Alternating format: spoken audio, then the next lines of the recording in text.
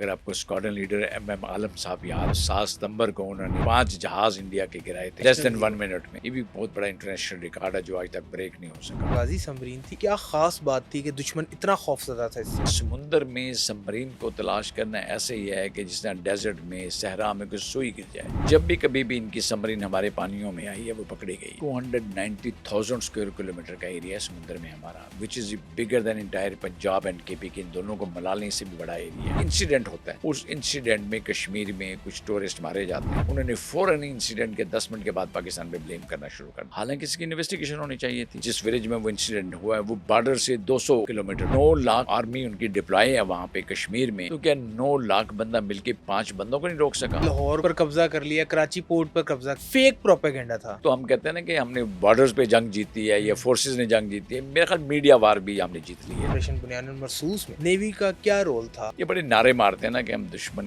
के घुस के मुकाबला करेंगे। तो इनको को अपनी हिस्ट्री पढ़ के देखें कि किसने घुस के मुकाबला आपका किया था। बॉलीवुड की फिल्मों में तो बहुत वो अपर हैंड। पाकिस्तान DGISP आने के टीवी पे now we will respond at a choice of our own time and space. हम खुद फैसला करेंगे। कमांडर कुलभूषण यादव अगर आपको याद हो किस कंट्री से ऑपरेट कर रहा था, किस तरह उसने पूरा यहाँ पे अपना एक जाल बिछाया हुआ था। वो एक सोनार की दुकान है उसकी, वो उसका बिजनेस करता था। बिस्मिल्लाहिर्रहमानिर्रहीम, अस्सलाम वालेकुम। आप देख रहे हैं एक न्यूज़ का ऑफिशियल पॉडकास्ट। मैं हूं खावर बुखारी।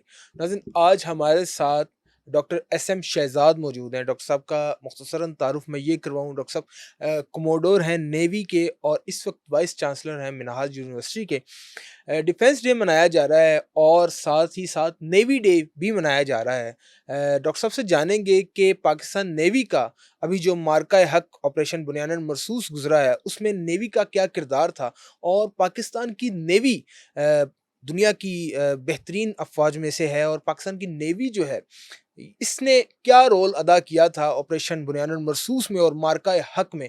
अस्सलाम वालेकुम डॉक्टर साहब। वालेकुम अस्सलाम वरहमतुल्लाहि हाउ आर यू? वबरकातुहू। I am fine. कंफर्टेबल हैं? बात शुरू जी कीजिए। अल्हम्दुलिल्लाह डॉक्टर साहब, सबसे पहले तो I am feeling like a Superman कि आज मैं आपके साथ आपके सामने बैठा हूँ।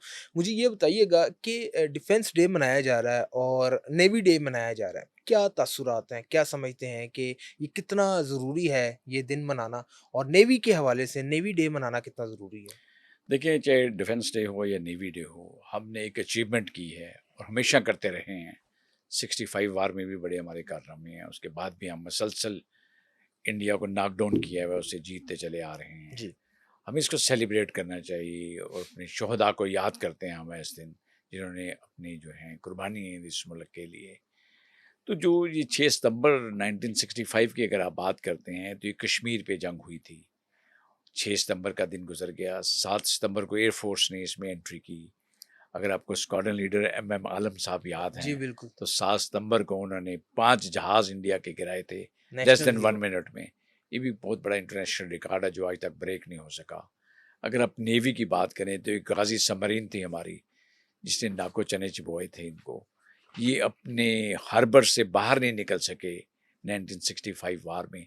इतना खौफ, इतना हैबत तारी था इनके ऊपर। PNSM गाजी जो हमारी सबमरीन थी उसका, तो उस वक्त भी टोटल कंट्रोल था। एक वर्ड हम यूज़ करते हैं, मैरीटाइम डोमेन अवेयरनेस। जी, जी, तो बिल्कुल। हमें बड़ी अवेयरनेस थी अपने एरिए की, ना सिर्फ अपने एरिए की बल्कि इनका भी बिल्कुल हमें टोटल कंट्रोल था हुँ। और हमने इनको हिलने दिया। हमारी जो सबमरीन गाजी जिसका मैं जिक्र कर रहा हूँ, आज ये मुंबई कहते हैं, उस वक्त बम्बई कहते थे। तो बम्बई के हार्बर्स के बाहर बैठी हुई थी वो सबमरीन्स। 1965 में? 1965 में हमारी okay. Submarine was in Indian waters हुँ। और इनके जो हार्बर्स थे उसके बाहर मौजूद थी। और दैट वाज द रीज़न इनका एक जहाज़ भी बाहर नहीं निकल सका। इतना खौफ था इनके ऊपर 1965 वार में सबमरीन का। 1965 वॉर के अंदर नेवी का जिस तरह का किरदार था, आपने कंसाइज़ली बताया। मैं चाहूँगा ज़रा इसको मज़ीद एलैबोरेट करें और फिर अभी जो ऑपरेशन मार्का हक में, ऑपरेशन बुनियानुल मरसूस में नेवी का क्या रोल था और नेवी ने किस तरह से पाकिस्तान का दफ़ा किया? एक ऑपरेशन सोमनाथ था जो पाकिस्तान नेवी ने किया। इनफैक्ट अगर रियलिस्टिकली मुझसे पूछे तो 6 सितंबर को बड़ी प्यास थी, नेवी वाले बड़े वेट कर रहे थे कि उनकी इंडियन जो नेवी है, भारतीय नेवी है, वो बाहर खुले समुद्र में आए और हम उसका मुकाबला करें। हुँ। बट अनफॉर्चुनेटली पूरा दिन गुजर गया, वो अपने हार्बर से बाहर ना निकले। अपने बिल से बाहर ना अपने निकले। बिल से बाहर ना निकले। 7 सितंबर का दिन शुरू होता है, पूरा दिन गुजर जाता है। हमारे जो जवान थे, सेलर्स थे, अफसर्स थे, दे वर वेटिंग कि कोई हम भी मार्का करें, कोई पार्टिसिपेट करें, कोई दुश्मन को हम भी चने चबवाएं। लेकिन वो समुद्र, खुले समुद्र में नहीं आए। हम्म, एक तो मैंने कहा ना, गाजी की दहशत उन पे तारी थी, एक वो खौफ जो था, हमारे सबमरीन था। जो हमारी सबमरीन थी अंडर वाटर मौजूद थी। वैसे भी ओवरऑल वो पाकिस्तान नेवी से डरते थे, घबराए हुए थे, वो नहीं निकले।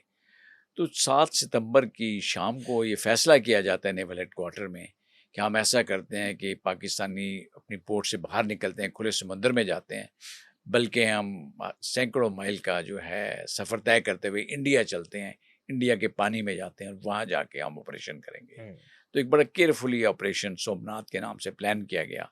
ओके। वहाँ पे एक इनका किला था, जो द्वारका का किला था। उस किले पे रेडार स्टेशन था, जो रेडार से और जो सेंसर इक्विपमेंट वहाँ पे थे, उससे बड़ी क्लियर पिक्चर अपनी एयरफोर्स को भी दे रहे थे, अपनी बैरियर को भी पिक्चर दे रहे थे। समुद्र की क्लियर पिक्चर थी। इतने अप टू डेट थे ये? ये इतने अप टू डेट थे, इनके रेडार्स वहाँ पे आते और हमें बड़ी क्लियर पिक्चर थी कि इनके रेडार कहाँ पे हैं। तो हमने ये प्लान किया कि इनका जो रेडार स्टेशन है उसको नीस्तो नबूद करते हैं, उसको तबाह करते हैं। इसका नाम ऑपरेशन सोमनाथ था। हम्म, तो पाक बहरिया से भी 7 जहाज़ों का एक फ्लीट निकलता है, काफिला निकलता है, जिसको पीएनएस बाबर जो है, क्रूज़र क्लास जहाज़ था, वो जो जहाज़ था हमारा बहरिया का, हम्म, उसको लीड करता है। 6 जहाज़ डिस्ट्रॉयर उसके साथ थे। ये 7 जहाज़ फिर इंडियन वाटर्स में एंटर होते हैं और बिल्कुल क्लोज टू द कोस्ट चले जाते हैं और जाके द्वारका पे अटैक करते हैं रात को 8 सितंबर की अर्ली मॉर्निंग। 8 सितंबर को, 8 यानी कि 2 सितंबर दिन का, बाद। 2 दिन के बाद, क्योंकि हम 2 दिन इंतज़ार करते थे कि वो आए। जब वो ना आए, ये बड़े नारे मारते हैं ना कि हम दुश्मन के घुस के मुकाबला करेंगे। हम्म, तो इनको को अपनी हिस्ट्री पढ़ के देखें कि किसने घुस के मुकाबला आपका किया था। बॉलीवुड की फिल्मों में तो बहुत वो अपर हैंड रखते फिल्मों हैं। पे भी करते हैं और इस दफ़ा भी जो मीडिया की रिपोर्टिंग थी, लाहौर में उन्होंने सी पोर्ट तबाह कर दी है। तो ये इनकी रिपोर्टिंग ऐसे ही है हमेशा से, ये दिखाते कुछ हो रहे हैं, एक्चुअल हकीकत में कुछ नहीं है इनके पास। हम्म, तो हमारा जो ऑपरेशन सोमनाथ था वो बड़ा ज़बरदस्त ऑपरेशन हुआ। इनका ना सिर्फ किला तबाह हुआ, बल्कि रडार स्टेशन, सारे इनके जो इक्विपमेंट थे, बहुत सारे इनके जो फौजी थे वो मारे गए वहाँ हम्म। पे, बहरिया के लोग मारे ये गए। जो हमारा हमारी जो गाजी सबमरीन थी, इसकी स्पेसिफिकेशंस क्या थी? मतलब कि इसमें ऐसी क्या खास बात थी कि दुश्मन इतना खौफजदा था इससे? देखिए, जो गाजी सबमरीन है, ये कोई भी सबमरीन दुनिया के, उसमें 2 चीज़ें होती हैं। मिसाइल के साथ-साथ एक चीज़ होती है जिसको टॉरपीडो कहते हैं। टॉरपीडो अंडर वाटर चलते हैं। जब आप फायर करते हैं तो अंडर वाटर ही जाके शिप के बॉटम पे लगता है वो, और शिप उसका डिस्ट्रॉय हो जाता है। इसकी अगर आप एग्जांपल आपने लेनी है तो 71 में अंगोर क्लास हमारी सबमरीन थी। ये मैं उस पे आऊँगा सर। हाँ, तो उसका बड़ा ज़बरदस्त ऑपरेशन है, उसमें डिटेल में हम गुफ्तगू करते हैं। तो वो मैं आपको गाज़ी बताया था, उसकी इतनी हैबत थी इनके ऊपर कि ये नहीं निकल सके। अच्छा, दूसरा एक चीज़ याद रखें, समुंदर में सबमरीन को तलाश करना ऐसे ही है कि जिस तरह डेज़र्ट में, सहरा में कोई सुई गिर जाए, ओह! उसको आप तलाश करें। लेकिन इनकी अल्हम्दुलिल्लाह जब भी कभी भी इनकी सबमरीन हमारे पानियों में आई है, वो पकड़ी गई है। हुँ, पाकिस्तान नेवी ने हमेशा उसकी सबमरीन को पकड़ा है। अगर आपको याद हो 2019 में भी 4 मार्च गालिबन दिन था जी, जी, 19 में, बिल्कुल। तो हमने पकड़ ली थी इनकी सबमरीन। इससे पहले भी कई बार, इसके बाद भी कई बार हमने इनकी सबमरीन पकड़ी है। जब भी ये पाकिस्तान के पानियों में आने की कोशिश करते हैं, ये पकड़े जाते हैं। हुँ। ये प्रोफेशनलिज्म है इनका, जो आपके सामने है। इस वार में भी, इससे पहले वाली जितनी भी हाँ, इस जंगें हुई वॉर हैं के उनमें। अंदर जो नेवी का क्या रोल रहा? और हमने वैसे तो पाक फ़ज़ाइया ने जिस तरह से हमारा दिफ़ा किया, पूरी दुनिया ने देखा, नेवी ने कैसे हमें देखिए, पहले तो मैं आपको बता दूं कि नेवी में जो समुंदर में पाकिस्तान का एरिया है वो कितना है। 290,000 स्क्वायर किलोमीटर का एरिया है समुंदर में हमारा, which is bigger than entire Punjab and KP के, इन दोनों को मिला लें से भी बड़ा एरिया है। बिल्कुल। इस पूरे एरिया की हिफाजत करना पाकिस्तान नेवी की जिम्मेदारी है। इसमें जो हमारी एक्सपोर्ट इंपोर्ट की हम बात करते हैं, जो हमारे मर्चेंट शिप जो चलते हैं, उनकी हिफाजत करना हमारा है। वो रूट्स जिन पे मैरीटाइम ट्रेड होती है, उनको सिक्योर रखना, उनकी हिफाजत करना, ये पाकिस्तान नेवी का काम है। हुँ, दुश्मन की जो नेवी होती है, वो हमेशा उसकी कोशिश होती है कि इसको डिसरप्ट किया जाए, आपको ब्लॉकेट कर दिया जाए, कोई इंपोर्ट एक्सपोर्ट आपकी रुक जाए, बाहर से जहाज़ सामान लेके ना आएँ, आपकी जो तरसील है उसको रोक दिया जाए। हुँ। बट अल्हम्दुलिल्लाह एक वर्ड होता है मैरीटाइम डोमेन अवेयरनेस। जी, बिल्कुल। हमें अपने पूरे एरिया की बड़ी क्लियर पिक्चर है इस वक्त, इस पूरी वार में रही कि समुंदर के सरफेस पे क्या है, समुंदर के बॉटम में क्या है और ऊपर फ़ज़ा में क्या है। फ़िज़ा में क्या? तो समुंदर की फ़ज़ा, समुंदर का सरफेस और अंडर वाटर, हुँ, तीनों जगह बड़ी क्लियर पिक्चर थी। फिर एक स्ट्रेटजी होती है, उसको कहते हैं A to AD। हुँ, वो होती है एंटी असेस एरिया डिनाइल, यानी दुश्मन को आपने अपने एरिया में आने नहीं देना, इसकी असेस नहीं देनी, उनको एरिया डिनाइल हमने करवाना है। सही। एंड हमने मेक श्योर किया, हमारी जो सबमरीन्स की डिप्लॉयमेंट थी अंडर वाटर, सरफेस पे जो शिप्स हमारे मौजूद थे, एयर में हमारे LRMP जो मौजूद थे, long range maritime patrol aircraft, इन तीनों ने मिलके ऐसा एक हवा क्रिएट किया हुआ था कि दुश्मन का जहाज को नहीं बाहर निकल सका। मैरीटाइम सिक्योरिटी आप ये बताइएगा कि जिस तरह हम ज़मीन पर देखते हैं बॉर्डर्स होते हैं, एलओसीज होती हैं, और जैसा हम एयर स्पेस भी देखते हैं कि रडार सिस्टम्स होते हैं, इसी तरह यहाँ पर भी समुंदर में भी रडार सिस्टम्स हैं और साथ एलओसीज हैं। जी कैसे बिल्कुल, उसको मैनेज मैरीटाइम किया जाता ज़ोन्स है? उसको कहते हैं, maritime maritime zones. Zones. Okay. जो सबसे बड़ा है उसको एक्सक्लूसिव इकोनॉमिक ज़ोन कहते हैं, वो 200 नॉटिकल माइल होता है आपकी कैसे कोस्ट पता से। चलता है कि एक मुल्क की हद खत्म हो रही है उसके जी, पानी वो की? जो मैंने बात की ना, नक्शे होते हैं, नक्शों के ऊपर मार्क होता है, बाकायदा मार्किंग की हुई होती है। दुश्मन को भी आपके एरिया का पता हो तो आपको भी पता होता है। और इलेक्ट्रॉनिक गैजेट ऐसे आ गए हैं जिससे बड़ी हम्म। क्लैरिटी के साथ आपको अपने एरिया का पता होता है। ठीक है। अच्छा, सिर्फ ये नहीं होता कि आपको अपने एरिया का पता हो, उस एरिया की चिप्पे-चिप्पे की अगर आपने हिफाज़त करनी है तो टोटल कंट्रोल होना चाहिए आपको। यही पाकिस्तान को टैक्टिकल एडवांटेज, जो स्ट्रैटेजिक डोमेन में अगर आप बात करते हैं, टोटल कंट्रोल था इस एरिया में। हम्म। दैट वाज़ द रीज़न कि हालाँकि बिल्कुल बॉर्डर दोनों कंट्रीज़ के जुड़ते हैं, ठीक? लेकिन हमने उनको करीब नहीं आने दिया। उनका जो एयरक्राफ्ट कैरियर था या उनके शिप्स थे, वो यहाँ से हमारे जो एरिया था इससे 700 किलोमीटर दूर रहे। हम्म। बिकॉज़ उनको पता था कि इनकी जो डिप्लॉयमेंट है, जिस तरह इन्होंने अपनी की हुई है, या जिस तरह इनको मैरीटाइम डोमेन अवेयरनेस है, हम्म। तो ये मारेंगे हमें। तो वो 700 किलोमीटर अगर हमसे दूर रहे हैं, तो इसका मतलब इस दफ़ा भी हैबतदारी थी उनके ऊपर। बिल्कुल। उनके शिप्स की ज़रूरत नहीं हुई कि हमारे किसी मर्चेंट शिप को रोकें। एक्चुअली होता है कि जो ही वार्स डिक्लेयर होती है, तो जितने भी मर्चेंट शिप्स होते हैं या कार्गो शिप्स होते हैं जो आपका सामान लेके आ रहे होते हैं, वो या तो आने से इनकार कर देते हैं या वो फ्रेट चार्जेस बढ़ा देते हैं, किराया डबल लेना शुरू कर देते हैं, समटाइम 10 गुना ज़्यादा लेना शुरू कर देते हैं। वो कहते हैं जी वार जोन है, अब हमारी हिफाजत नहीं कर पाएंगे, हम नहीं जाते अपने अच्छा, मुल्क जब लेके। जब जंग का मामला जंग जंग का मामला मामला होते आता हैं, है, ठीक है। तो अल्हम्दुलिल्लाह किसी एक शिप ने भी नहीं कहा कि मैंने फ्रेट चार्जेस बढ़ाने हैं, because they were very clear कि as long as Pakistan navy वहाँ पे मौजूद है, ये पूरा एरिया सिक्योर है। सिक्योर है। और वो बाकायदगी से आते जाते रहे पूरे इस और वहाँ क्या तो सिचुएशन थी उनकी ट्रेड, जो उनके ट्रेड जहाज से वहाँ उन्होंने कुछ वो भी ऐसे ही मामूल के मुताबिक ही चल रहे नहीं, थे? एक चीज़ आपको बड़ी क्लियर होनी चाहिए कि पाकिस्तान की कभी भी एग्रेसिव डिज़ाइन नहीं रहे। हम्म। पाकिस्तान हमेशा पीस की बात करता है, अमन की बात करता है, हम पूरे रीजन की सिक्योरिटी की बात करते हैं। जी। हमने कभी लड़ने की बात नहीं की। Hmm. It was the Indians who took the hmm. Initiatives. हमने उनको मना किया था। देखिए, एक इंसिडेंट होता है, उस इंसिडेंट में कश्मीर में कुछ टूरिस्ट मारे जाते हैं। उन्होंने फ़ौरन इंसिडेंट के 10 मिनट के बाद पाकिस्तान पे ब्लेम करना शुरू कर दिया। हालाँकि इसकी इन्वेस्टिगेशन होनी चाहिए थी। जो वो विलेज जो बता रहे हैं कि जिस विलेज में वो इंसिडेंट हुआ है, वो बॉर्डर से 200 किलोमीटर दूर है। किलोमीटर दूर है, बिल्कुल। और जो मेन शहर है वहां से 400 किलोमीटर वहाँ दूर से है सिर्फ। 400 किलोमीटर दूर है। तो अगर 9 लाख आर्मी उनकी डिप्लॉय है वहाँ पे कश्मीर में, तो क्या 9 लाख बंदा मिलके 5 बंदों को नहीं रोक सका? हम्म। ये 200 किलोमीटर चले गए, 400 किलोमीटर शहर पहुँच गए, फिर ये पैदल वापस भी आ गए। तो कोई इनको पकड़ नहीं सका, कोई रोक नहीं और सका। जगह जगह चेक पोस्ट उनकी लगी हुई है। जगह-जगह चेक पोस्ट पर लगी हुई हैं। हर मोटरसाइकिल और साइकिल वाले को भी रोकते हैं, हर रोकते हैं। बंदे को तलाशी लेते हैं और 10-10 दफ़ा तलाशी लेते हैं बेचारे विलेजर जिन्होंने अपने गाँव पहुँचना होता है शाम को। हम्म। तो ये खामखा इन्होंने ब्लेम करना शुरू कर दिया पाकिस्तान को। पाकिस्तान ने सबसे पहला जो रिएक्शन दिया, पाकिस्तान ने कहा जी इसकी इन्वेस्टिगेशन होनी चाहिए। फिर पाकिस्तान ने कहा कि हम आपसे ताउन करने को तैयार हैं, हमें बुला लें, हमारी टीम भी आ जाती है, बैठ के इन्वेस्टिगेशन कर लेते हैं। फिर पाकिस्तान ने कहा जी आप इंटरनेशनल थर्ड पार्टी इवैल्यूएशन करा लें, उनसे इन्वेस्टिगेशन करवा लें। हम्म। फिर पाकिस्तान ने कहा यूएनओ से करवा लें, हम्म। अमेरिकन से करवा लें, कॉल एनीबॉडी, इन्वेस्टिगेट करें इसको। हमने ओपनली कहा था जब हमने तक। ऊपर हाँ, कहते रहे आखिरी दिन बिल्कुल तक। तो आखिरी दिन तक बजाय कहते रहे हम। उन्होंने इसकी इन्वेस्टिगेशन करवाने के, उन्होंने 2 मस्जिदें हमारी शहीद कर दी। बिल्कुल। भावलपुर में अटैक कर दिया उन्होंने। हम्म। उन्होंने दूसरी अमरीक जगह, के में। तीसरी जगह अमरीदके में अटैक कर दिया, कोटली में अटैक कर दिया। तो हम उन्हें कह रहे हैं आप इन्वेस्टिगेशन करवाएं, हम हर तरह का ताउन करने को तैयार हैं। उन्होंने अटैक कर दिया। फिर भी वो बाज ना आए। 6 तारीख को उन्होंने दोबारा से अटैक किया, आपको पता है। 99 के करीब उन्होंने ड्रोन्स भेजे हैं ड्रोन्स जो भेजे गिराए हैं, हैं पाकिस्तान ने, जो सॉफ्ट पाकिस्तान किल किए हैं। जो पाकिस्तान ने गिराए हैं। तो इस पूरे को अगर आप एनालिसिस करें तो पाकिस्तान तो हर स्टेज पे उन्हें कहता रहा कि आप इन्वेस्टिगेशन करें और अग्रेसिव पोस्चर ना बनाएं। जब उन्होंने अपना अग्रेसिव पोस्चर अपनाए रखा, तो पाकिस्तान DGISP ने आके टीवी पे कहा है हाँ। कि देखें, now we will respond and respond at a choice of our own time and space, हम खुद फैसला करेंगे। और दूसरे ये भी कहा कि जब हम करेंगे आपके ऊपर अटैक तो दुनिया देखेगी, फिर आपको इंटरनेशनल मीडिया बताएगा हमें हमें, बताया, इंटरनेट मीडिया को बताने की जरूरत नहीं पड़ेगी, दुनिया देख लेगी। दुनिया देख और लेगी। क्या अच्छा वो उनका डायलॉग था ये। सर, हंगोर के बारे में हमने बहुत सुना है, पढ़ा भी है, वीडियोस भी काफ़ी देखी हैं। हंगोर एक्शन क्या है? हंगोर एक्शन के बारे में आप आज मौजूद हैं हमारे साथ, तो क्यों ना ये स्टोरी लाइव ही सुनी जाए। हंगोर एक्शन के बारे में ये बताइए। भी हम हर साल सेलिब्रेट करते हैं हंगोर डे के नाम से। देखिए हंगोर हमारी एक सबमरीन का नाम था जो 71 वार में वहाँ पे मौजूद थी। इस नाम के पीछे की क्या रीज़न है हंगोर?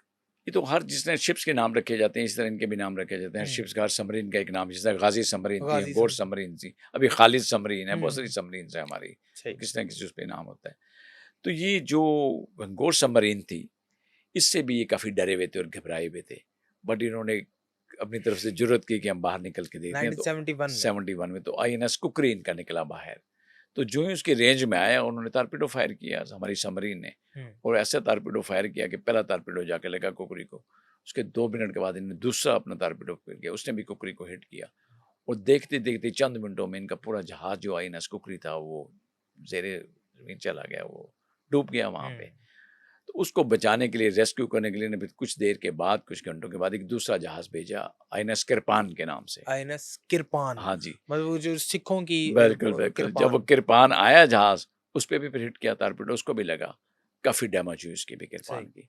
तो ये भी इनके देखें, जो अगर आप हिस्ट्री उठा के देखें, सेकंड वर्ल्ड वॉर के बाद अगर कोई सबमरीन ने शिप डुबोया है, तो वो इंडिया का शिप डूबा है 1971 में। 1971 और में। ये भी ऑन रिकॉर्ड है कि सबमरीन से टारपीडो फायर होने के बाद सेकंड वर्ल्ड वॉर के बाद आज तक कोई ऐसा नहीं है कि सबमरीन ने फायर किया और एक शिप डुबोया हो। हुँ, तो ये हैबत हमारी हमेशा से इनके ऊपर तारी रही है।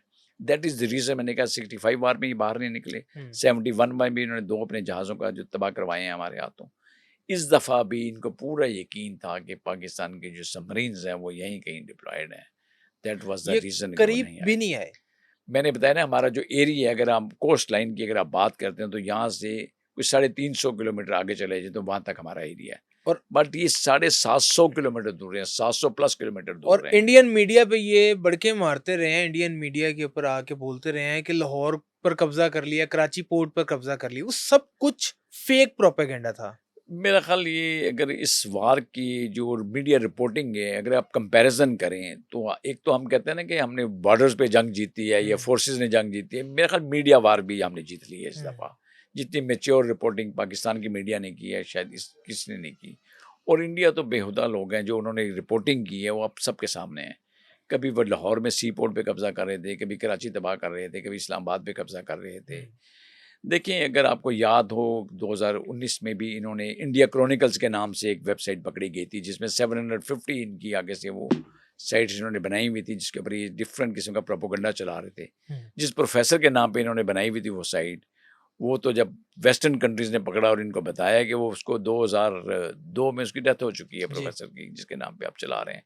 तो ये fake reporting, fake media, fake sites बनाना, फेक प्रोपेगेंडा करना, ये इनका शेवा है हमेशा अब से। तो इंटरनेशनल मीडिया ने भी ये कहना शुरू कर दिया था कि फेसेस टेल द स्टोरी।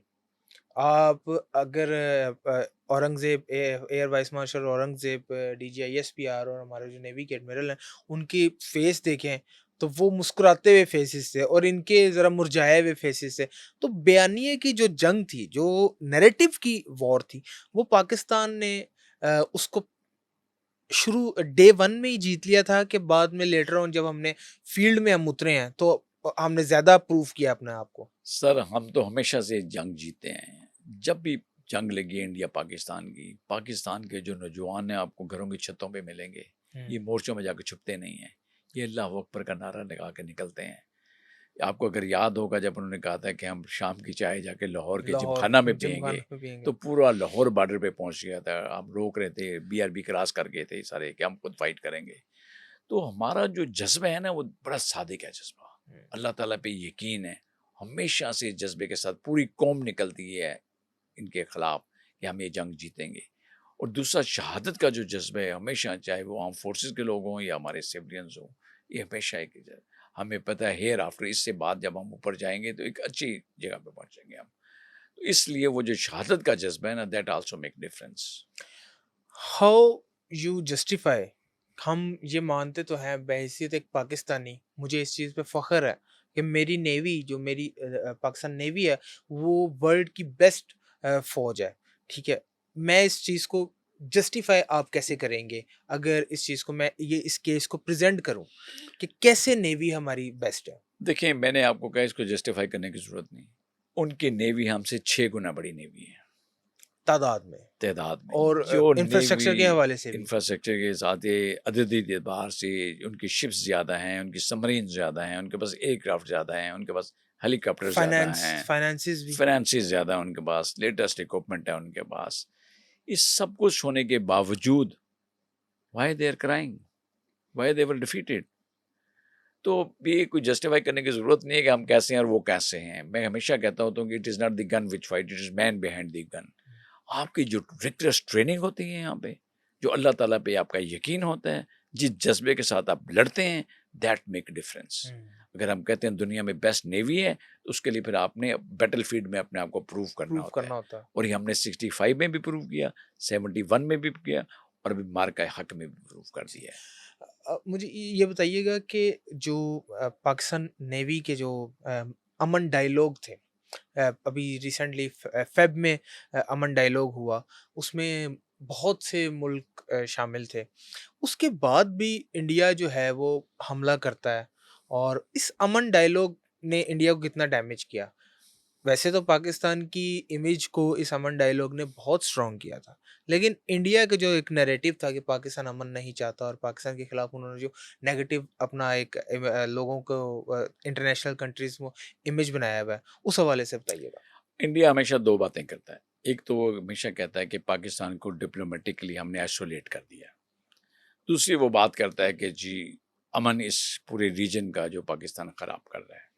ये दोनों चीज़ें उल्टी प्रूव हो गई हैं इस दफ़ा। पूरी दुनिया को पता है कि कौन आइसोलेशन में गया है। हम तो हमेशा अपने वेपन को भी वेपन फॉर पीस कहते हैं, हम अपने डायलॉग को भी डायलॉग फॉर पीस कहते हैं। हमने कभी नहीं कहा कि हमने वेपन यूज़ करते हैं, हम कहते हैं वेपन ऑफ डेटरेंस है। हमें तंग ना करना, तब हम यूज़ करेंगे अगर हम तंग करोगे। हमने कभी भी फर्स्ट स्ट्राइक की बात नहीं की, हमने किसी फोरम पे ये नहीं कहा। हम 1965 में भी ना हमने पहल की, ना 1971 में भी।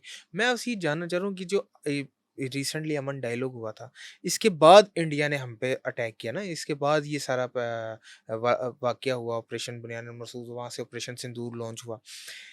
उस इस सारे वाकये ने इंडिया को कितना डैमेज किया, उसको, उसकी इमेज को? इंडिया का अब जो अमन डायलॉग है उससे कोई ताल्लुक नहीं। इंडिया हमेशा जब भी पाकिस्तान पर अटैक करता है, अपने इंटरनल क्राइसिस जब होते हैं ना वहाँ पे, या कोई ना कोई इशू उनके इंटरनल होता है। इस दफ़ा भी इलेक्शंस हैं उनके, हमेशा इलेक्शन से पहले जो भी गवर्नमेंट उनकी होती है वो ये प्रूव करने की कोशिश करती है, अपनी कौम को बेवकूफ़ बनाते हैं कि हमने पाकिस्तान से मुकाबला किया और हम जीत गए। इस दफ़ा तो पूरी दुनिया ने देखा है और इंटरनेशनल कम्युनिटी ने बताया कि किसके कितने जहाज़ गिरे हैं, किसकी कितनी तबाही हुई। इसके बावजूद अगर वो ये मार्केटिंग कर रहे हैं और ये सेल कर रहे हैं, अपनी कौम को बेवकूफ़ बना रहे हैं और इस पे वो वोट लेंगे, तो इस पे कुछ नहीं कहा जा सकता। सही। वो जो कहते थे पाकिस्तान को हमने आइसोलेट किया, 60 कंट्रीज़ की नेवीज़ आई थी इस दफ़ा। 60 कंट्रीज़ की रेप मौजूद थे कराची में, फरवरी में जो अमन डायलॉग हुआ है। तो अगर अमन डायलॉग हो रहा है और इतनी कंट्रीज़ आपके साथ खड़ी हुई हैं और इस पूरे रीजन की स्टेबिलिटी की बात करती हैं, सेफ्टी और सिक्योरिटी की बात करते हैं, मेरा ख्याल you have emerge as a champion. अगर आप उसकी अमन की, पीस की बात करते हैं, तो इस पूरे रीजन में अगर कोई कंट्री है जो ये पीस की और अमन की बात करती है, तो वो पाकिस्तान है। बिल्कुल। हमने कभी एग्रेसिव एटीट्यूड अपना शो नहीं किया। और पाकिस्तान ने साबित भी किया ये। पाकिस्तान ने साबित भी किया और हर फोरम पे साबित किया है, डिप्लोमेटिकली भी साबित किया, मिलिटरीली भी साबित किया हमने, हर फोरम पे हमने बताया है। सर थोड़ी-सी मैं चाह रहा हूँ कि मैं आपकी लाइफ के ऊपर भी बात करूँ। जी, जी, प्लीज़। ये जो नेवी में आने का फ़ैसला था आपका, नेवी जॉइन करना आपके लिए कैसा था? ये एक ख्वाब था, या आप ने बस नेवी जॉइन करनी थी? देखिए, कोई भी नौजवान जब भी आर्म फोर्सेस ज्वाइन करता है, तो उसकी सबसे पहले जो उसका एम होता है वो ये होता है कि पाकिस्तान को सर्व करना है, पाकिस्तान की खिदमत करना है, पाकिस्तान की हिफाजत करना है।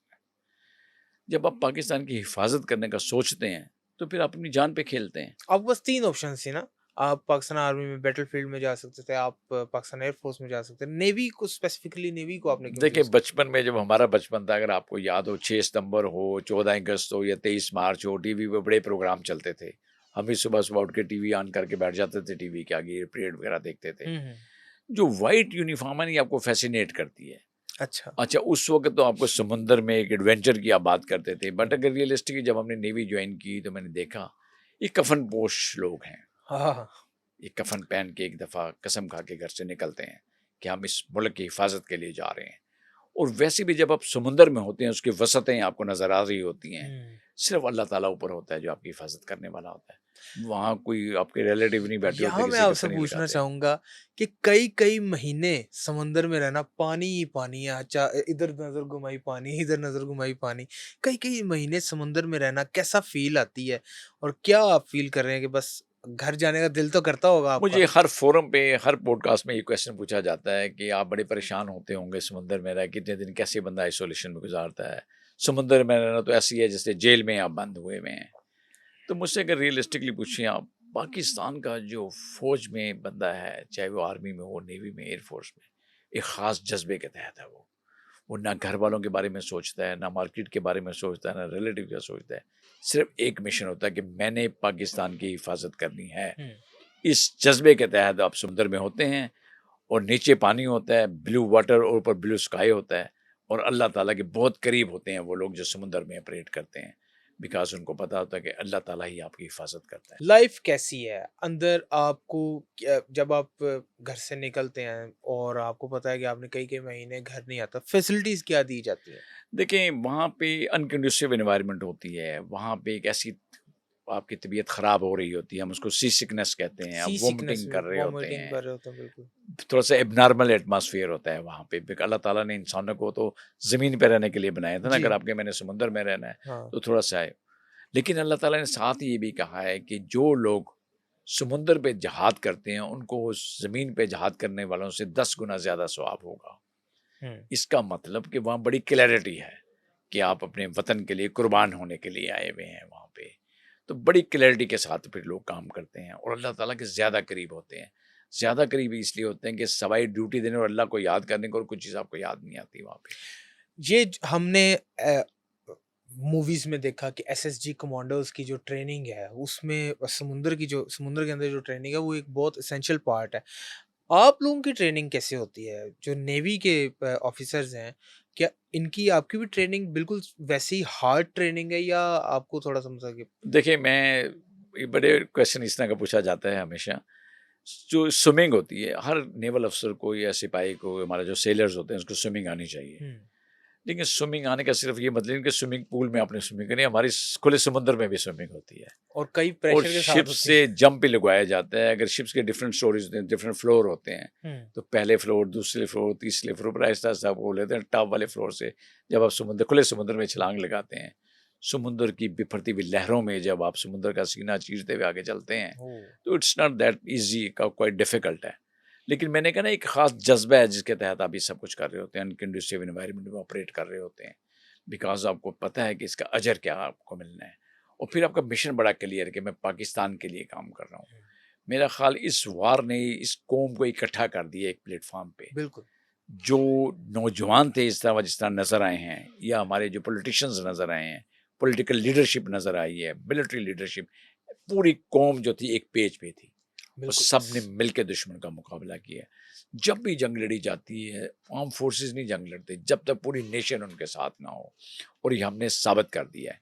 बहुत सारे आपने देखे इंडियन चैनल्स दिखा रहे थे कि वहाँ सायरन बजता था, लोग घबरा जाते घबरा थे, जाते थे, और बिल्कुल। वो जाके कहीं न कहीं शेल्टर लेते थे। हमारे लोग तो मैंने कहा खुले मैदानों में आते थे, छतों पे चढ़ते थे, ड्रोन्स का अपनी पर्सनल गन से मुकाबला करते थे कि हमने इसको गिराना है। सॉफ्ट एवरी किल वन कर वाज़ दिए हैविंग। ड्रोन उन्होंने। ऐसे भी ऐसी तस्वीरें आई हैं कि एक साथ एक आर्मी का ऑफिसर खड़ा है और साथ एक बंदा खड़ा है जो ड्रोन को मार रहा है। ड्रोन को क्या मार रहा सर, क्या जज्बा था है। ये इस? जज़्बा था। सर मुझे ये बताइएगा कि आपका जो एडवेंचर का आपको शौक था, इस एडवेंचर की लाइफ, एडवेंचरस लाइफ को आपने कितना एंजॉय किया नेवी के अंदर? देखिए, एडवेंचर से ज़्यादा जो शौक था वो पाकिस्तान की हिफाज़त, खिदमत पाकिस्तान की करना। खिदमत करना था। मुझे उस वक़्त भी मुझे अच्छी तरह याद, आईएसएसबी में मुझसे क्वेश्चन पूछा, तो उन्होंने कहा, जब मैंने कहा जी पाकिस्तान की खिदमत, उन्होंने कहा आप डॉक्टर बन जाएँ, जाके एमबीबीएस करें, डॉक्टर बनें, पाकिस्तान की हुँ। खिदमत करें। तो मैंने कहा नहीं, मैं फ़ील करता हूँ मैं बेहतर तरीके से पाकिस्तान की हिफाज़त कर सकता हूँ, मैं समुद्री सरहदों में जाके लड़ूँगा।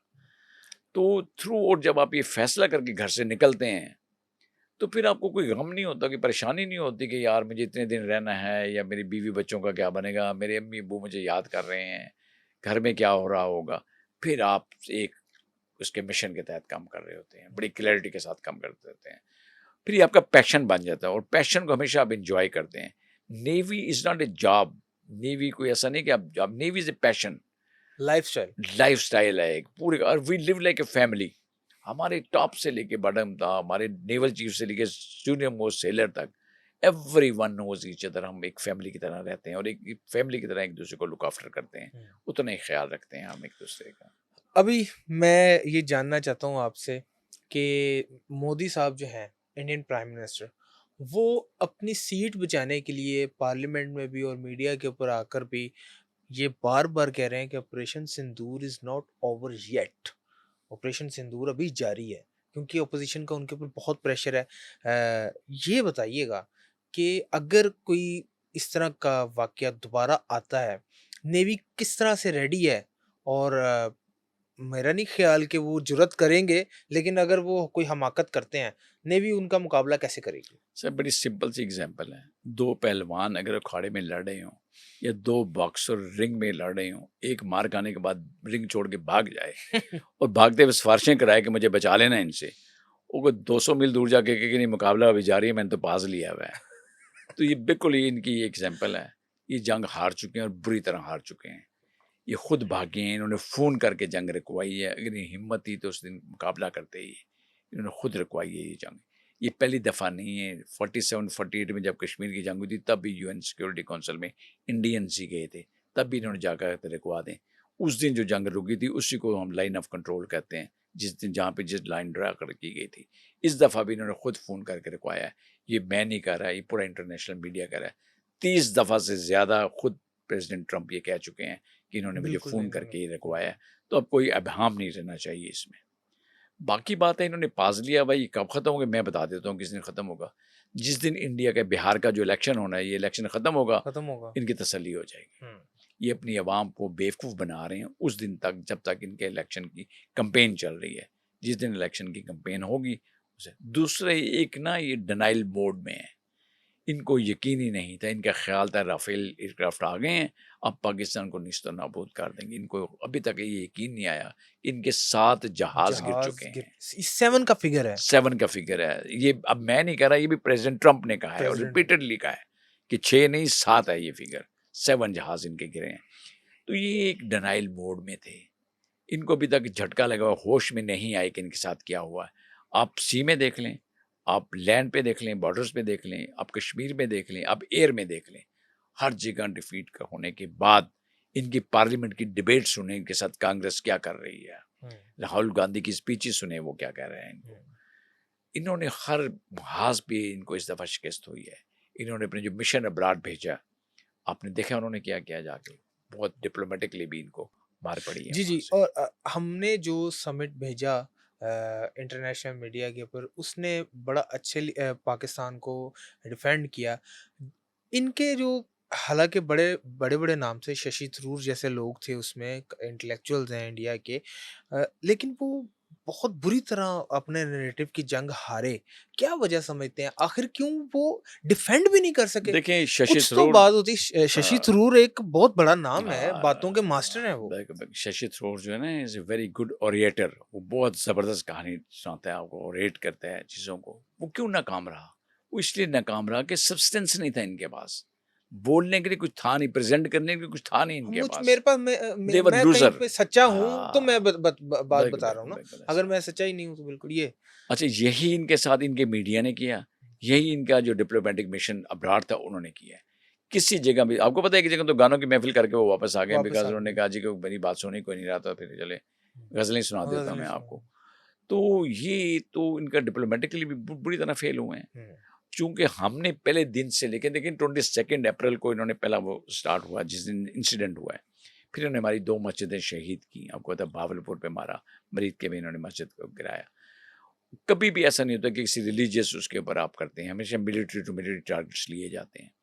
फिर मसलसल पाकिस्तान इनको ये कहता रहा कि आप इन्वेस्टिगेशन करवा लें, हुँ। खुद की इन्वेस्टिगेशन कर लें, थर्ड पार्टी से इन्वेस्टिगेशन करवा लें। लेकिन ये चूँकि माने इलेक्शन नहीं। सर पे था, इनको बस ये था कि किसी तरह कोई ऐसा एडवेंचर हम कर दें, जिससे हम कहें जी हम बहुत बड़े ताकतवर हैं और हमने बहुत कुछ अचीव कर लिया। चाहे 1965 हो, चाहे 1971 हो। 1971 में तो चले, हमने 1972 में भुट्टो साहब ने शिमला एग्रीमेंट साइन किया। शिमला एग्रीमेंट अगर ये अब सिंध-तास मुआहिदा जो है, इंडस वाटर ट्रीटी, उन्होंने सस्पेंड किया हुआ है, इधर से पाकिस्तान ने शिमला एग्रीमेंट को सस्पेंड किया हुआ है। अगर ये सिंध-तास मुआहिदे के खिलाफ कोई वर्ज़ी करते हैं, अभी तो फ़िलहाल दोनों जो कंट्रीज़ हैं, दोनों पंजाब हैं, दोनों कंट्रीज़ सैलाब से जूझ रहे हैं, दोनों कंट्रीज़ में सैलाब आया हुआ है। हम उनके लिए भी दुआ करेंगे, हम अपने लिए भी दुआ करेंगे। लेकिन अगर ये आबी जारियत करते हैं और पाकिस्तान के दरियाओं का पानी रोकने की कोशिश करते हैं, फिर पाकिस्तान रिटेलिएट करेगा, या पाकिस्तान अपना जो पीस का एक जेस्चर है वही शो करता रहेगा और वार्निंग साइन ही देता रहेगा, या रिटेलिएट करेगा? देखिए, एक चीज़ बड़ी क्लियर है, अगर आप सिंध-तास मुआहिदे की बात करते हैं तो इसके गारंटियर कौन है?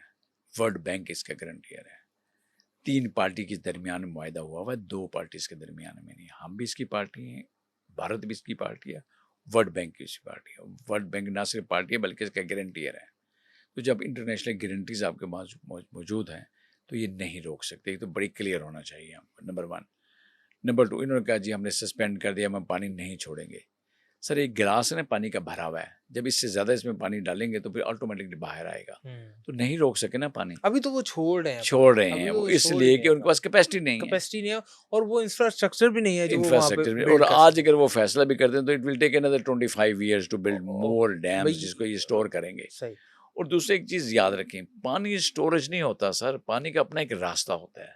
पानी ने उस रास्ते से गुजरना ही गुजरना है। ये गलतफहमी है इंडिया की कि वो डैम्स में रोक लेंगे या मज़ीद डैम बना लेंगे। पानी को कोई नहीं रोक सकता। हमने देखा है जितनी इंक्रोचमेंट थी, इवन इस दफ़ा भी आपने देख लिया, कोई चीज़ पानी को नहीं रोक सकी। पानी का एक रास्ता है। ये अपर रिपेरियन कंट्री है, हम लोअर रिपेरियन कंट्री हैं। एक नया अगर ये फैशन स्टार्ट करेंगे, एक नई चीज़ स्टार्ट करेंगे कि अपर रिपेयर कंट्री लोअर रिपेयर का पानी रोक लेगी, तो ये भी याद रखें इनके ऊपर चाइना अपर चाइना रिपेरियन बैठा कंट्री हुआ है। है। तो बर्मा पुत्रा को जब वो रोकेगा तो इनको पता चल जाएगा। तो ऊपर से जो रिवर्स हैं, जब चाइना इनको रोकेगा तो पता। तो इस तरह की मेरा ख्याल कि नई रवायत हमें शुरू नहीं करनी चाहिए कि किसी का पानी रोका जाए। इस जिस तरह से ये एलओसीज़ पे झड़पें हमें देखने को मिलती हैं, क्या ये शरारतें समुद्र में भी करते हैं? क्या ऐसी शरारतें समुद्र में ये जुर्रत करते हैं करने की? वैसे मैं वन ऑन वन लड़ाई तो इनके बस की बात नहीं है, जैसे कि आपने बता दिया कि ये कोसों दूर बैठे होते हैं, लेकिन शरारत करते हैं ये कोई? जी, ये जो रन ऑफ कच्छ का एरिया है, काठियावाड़ गुजरात से, इनके बहुत सारी बोट्स हैं जो आती हैं और ये जो हमारी लाइन है उसको क्रॉस करके अंदर आ जाती हैं, हमेशा पकड़े जाते हैं। आपने सुना होगा भारतीय मछेरे पकड़े गए। ये पकड़े इसलिए जाते हैं कि ये खिलाफ वर्जी करती हैं उस लाइन की और अंदर आने की कोशिश करते हैं। सही। अच्छा, 2 चीज़ें हैं जब भारतीय मछेरे आप सुनते हैं कि पकड़े गए। एक तो ये कि वाक़ई वो मछेरे थे जो यहाँ मछली पकड़ने के हैं, क्योंकि बहुत सारी मछली की ऐसी इकसाम है जो या हमारे एरिया में बेहतर हैं। तो उनको पकड़ना बहुत ज़रूरी है कि क्यों आए हैं हमारे एरिया में एनक्रोच के। दूसरा क्या, वो वाक़ई सिर्फ़ मछेरे ही थे या या जासूस? भारतीय जासूस तो नहीं थे या किसी और किसी मिशन के लिए, तो we are keeping an eye. Pakistan maritime security agency, Pakistan navy, वो हर वक़्त वहाँ मौजूद होती है तमाम एरिया में। मैंने कहा ना, चप्पे-चप्पे की हिफाज़त करते हैं। ये तो मुझे इस बात पे यकीन है जो आपने ये बात की है, लेकिन मैं चूंकि पिछले दिनों खबरें भी पढ़ रहा था कि कराची से जासूस भारतीय जासूस पकड़े गए हैं। वो कौन लोग थे और वो कैसे पाकिस्तान के अंदर दाखिल हो गए? देखिए, इनके स्लीपिंग सेल्स भी होते हैं, इनके एक्टिव लोग भी होते हैं। ना सिर्फ पाकिस्तान बल्कि जो आपके हमसाया मुल्क होते हैं, आपके फ्रेंडली कंट्रीज़ होते हैं, वहाँ से भी ऑपरेट करते हैं। कमांडर कुलभूषण यादव अगर आपको याद हो, किस बिल्कुल। कंट्री से ऑपरेट कर रहा था, वो किस तरह उसने पूरा यहाँ पे अपना एक जाल बिछाया हुआ था। वो एक सोनार की दुकान है उसकी, वो उसका बिज़नेस करता था। जी जी। एक्चुअल में वो सर्विंग कमांडर था नेवी का। नेवी का। वो पूरा उसने जाल बिछाया हुआ था। तो हमारे जो सिक्योरिटी के इदारे हैं, they are also keeping an eye. हर जगह पे उनकी नज़र है। ऐसा नहीं कि उनसे बच जाए। जो भी यहाँ इंग्रेस करने की कोशिश करता है, यहाँ आने की कोशिश करता है, वो कहीं न कहीं पकड़ा जाता है। चाहे वो कराची में पकड़े जाएँ, चाहे पेशावर में पकड़े जाएँ, लाहौर में पकड़े जाएँ या एनीवेयर या बलूचिस्तान में पकड़े जाएँ। ये तो ये पकड़े जाते हैं। जो ग्वादर पोर्ट है हमारा और जो कराची पोर्ट है, बाज़ारन तो इसमें बहुत फ़र्क है, और इनकी असेस ग्वादर से ज़्यादा करीब है या कराची से ज़्यादा इनको असेस देखिए, करीब है? कराची का तो बॉर्डर इमीडिएटली अगर आप साउथ वेस्ट की कराची में जाएँ ना, तो वो सिर क्रीक का एरिया जो है बिल्कुल इनके साथ, जो इनकी काठियावाड़ी कोस्ट है, वहाँ पे उसके साथ मिलता है साथ इनका। मिलता है तो बिल्कुल। बिल्कुल वॉकिंग डिस्टेंस में आप क्रॉस करें लाइन तो इधर आ सकते हैं, उधर जा सकते हैं, तो बड़ा क्लोज़ है। लेकिन अगर ये वाया किसी और हमसाया मुल्क के ऑपरेट करते हैं तो फिर ग्वादर उस साइड से इनको करीब पड़ती है, बलूचिस्तान वाली साइड से इनको करीब बलूचिस्तान पड़ती वाली है, तो साइड वहाँ से। भी असेस कर सकते हैं। बट द थिंग इज़ कि क्या ये अंदर आने में कामयाब हो जाते हैं कि नहीं, या अगर आ जाते हैं तो क्या ऑपरेट कर सकते हैं, ये हमेशा पकड़े जाते हैं या मारे जाते हैं। तो हर जगह के ऊपर, चाहे आप गवादर की बात कर लें या सिरकरे के एरिया की बात कर लें या खुले समुंदर की बात कर लें, पूरी कोस्ट की बात कर लें, आर्म फोर्सेस आर जो कहते हैं ना, हम रात को जागते हैं तो आप आराम से सोते हैं, तो एक एक चेक पोस्ट के ऊपर हमारे तमाम जवान मौजूद होते हैं। और जब ईरान और इसराइल की वॉर हुई थी, ईरान ने गालिबन, अगर मैं फिगर राइट हूँ, तो 750 के करीब जासूस उसने पकड़े थे, उसमें से बेशतर इंडियन थे।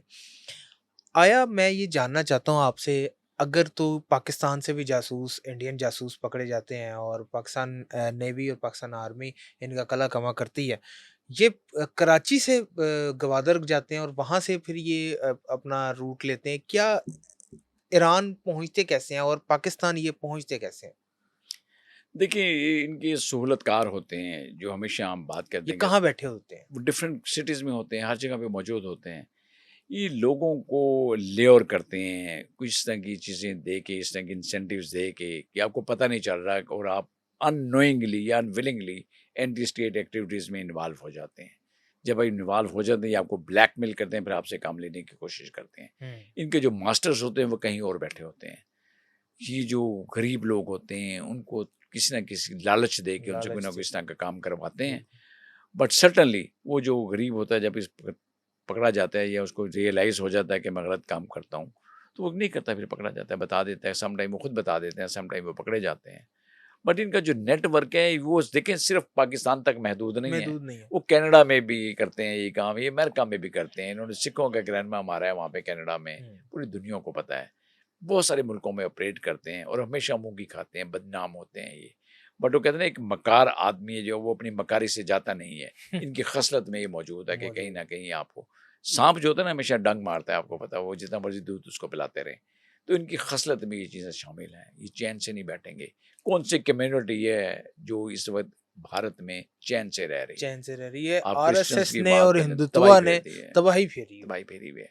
आप क्रिश्चियंस की बात कर लें, आप सिखों की बात कर लें, आप बुद्धिस्ट की बात कर लें, यू नेम एनी कम्युनिटी, हर एक को ये तंग करते हैं। जब फोर्थ रीच ऑफ हिंदुत्व है, उस किताब में इन्होंने बयान किया है कि ये जो आरएसएस की आइडियोलॉजी है, ये चाहते हैं कि सबको शुद्ध करें। हाँ, शुद्ध करें मीन्स हिंदू बिल्कुल कर ऐसा, दें सबको। बिल्कुल तो ऐसा, यहाँ तक बिल्कुल। कि अच्छा सर, बात ये है कि ये मुसलसल इंटरनेशनल लॉज़ को ब्रीच कर रहे हैं। मुसलसल इंटरनेशनल लॉज़ को तोड़ रहे हैं। इनको कोई लगाम डालने वाला नहीं है। देखिए, इस दफ़ा इनको ना सिर्फ़ लोग लगाम डाल रहे हैं, बल्कि इनको को अल्लाह ताला की तरफ से एक ऐसी मार पड़ी है कि ये एक्सपोज़ हो गए हैं। ये दुनिया में पिछले कोई 20-30 साल से इन्होंने एक ऐसा इमेज क्रिएट किया हुआ था कि हम एक बहुत बड़ी रीजनल पावर हैं हम। हुँ, अगर नेवी की बात करें तो अपने आप को ब्लू वाटर नेवी कहते थे ये। बट इस वार में बहुत सारी चीज़ें खुल के सामने आ गई हैं। ये जो नेट सिक्योरिटी प्रोवाइडर अपने आप को कहते थे इस पूरे रीजन में, हुँ। वो खुल के सामने आएगा कि जो अपनी हिफाज़त नहीं कर सकता, उसने किसी को क्या सिक्योरिटी देनी है। जी। और ऑन द कंट्रेरी, अगर पाकिस्तान की बात कर रहे हैं, हम ना सिर्फ अपनी हिफाजत कर रहे हैं, बल्कि पूरे रीजन की हम रीजन। सिक्योरिटी स्टेबिलिटी की बात कर रहे हैं। तो इस वक्त अगर रीजन में कोई सिक्योरिटी को लुक आफ्टर कर रहा है मीनिंगफुल अंदाज में, या जिसकी मेरीटाइम डोमेन अवेयरनेस की अगर हम बात कर लें, वो पाकिस्तान है।